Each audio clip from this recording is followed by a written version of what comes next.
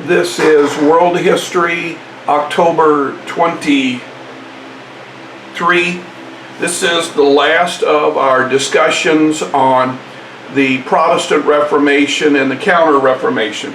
We're actually going to do a little bit of backtracking. We know that Henry VIII has been married off to Catherine of Aragon. We know that the marriage was not a happy one, that the marriage did produce a child named Mary, but that Catherine wanted out of his relationship with Catherine, instead wanted to make a relationship with Anne Boleyn. Henry needed to divorce Catherine so he could marry Anne Boleyn, and it became doubly important when Anne Boleyn became pregnant. Catherine is a Habsburg, and her relations, Charles V, is going to put a great deal of pressure on the Pope not to annul the marriage. The Pope did not. The Pope refused. Henry decided to break with the Catholic Church. Now in Parliament this was called the Act of Supremacy, and this act is going to give the church the right to take over church property and act as the one true church for all Englishmen.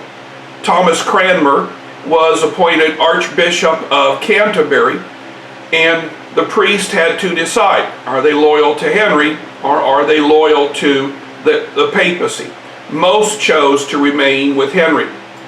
Under Cranmer's authority, the Bible was translated into English so that everyone in England could understand what this is about.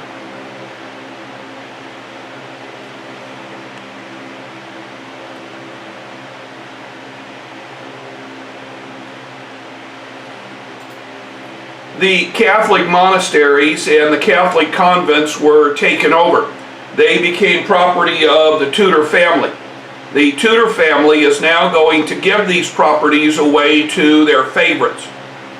Upon the death of Henry, the power in the church goes to his daughter from Anne Boleyn, Elizabeth I. Now, Elizabeth I is going to press Parliament to pass 39 articles of faith, and this creates the structure of the Church of England as we know it today. Ever since 1558, Great Britain has been a Protestant nation.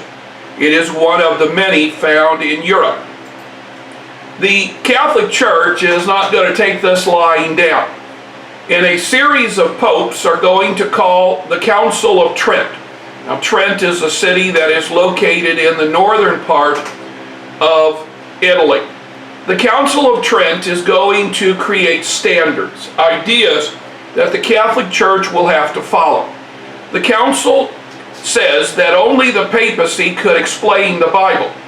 So a parish priest or a parish minister can't read the Bible and tell you what it means. This has to come down from on high. The Catholic Church wants to let its parishioners know that faith and good works were necessary for salvation. So you just couldn't be born to go to heaven. You had to work to get there.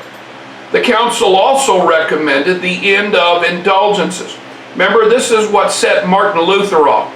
Martin Luther said, we don't want our money going from the duchies of Germany to Rome. Finally, the Council of Trent said that only worthy people could enter the clergy.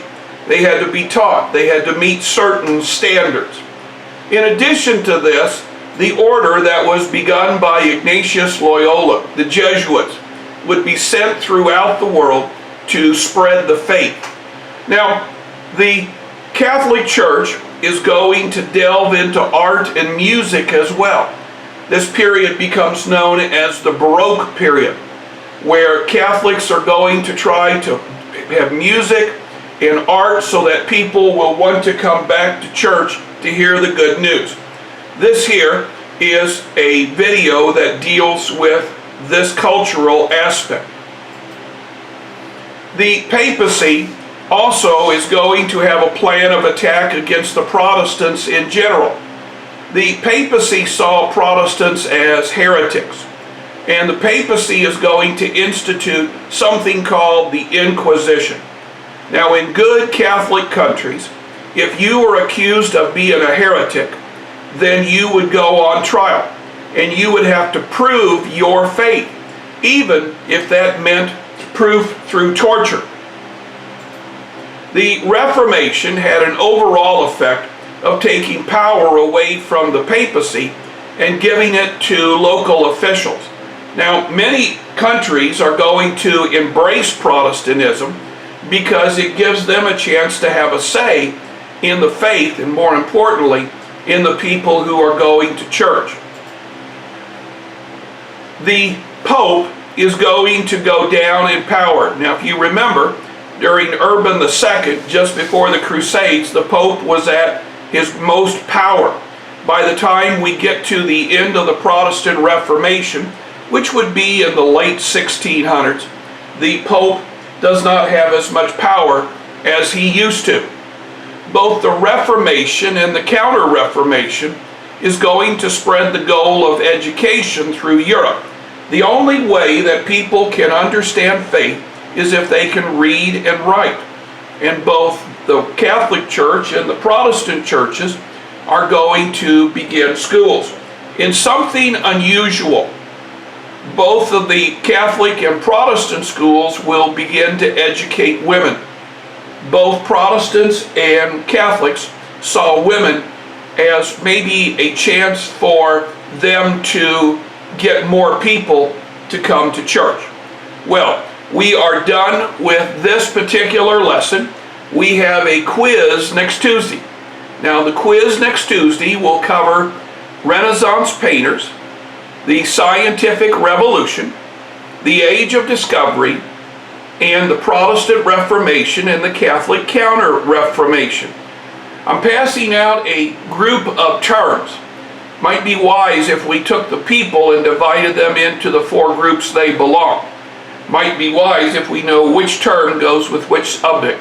Now, a reminder that when you take this quiz, one of the questions will require you to watch a video and listen to the sound. So if you're doing this in class, you're going to need to have some type of a headphone or an earbud.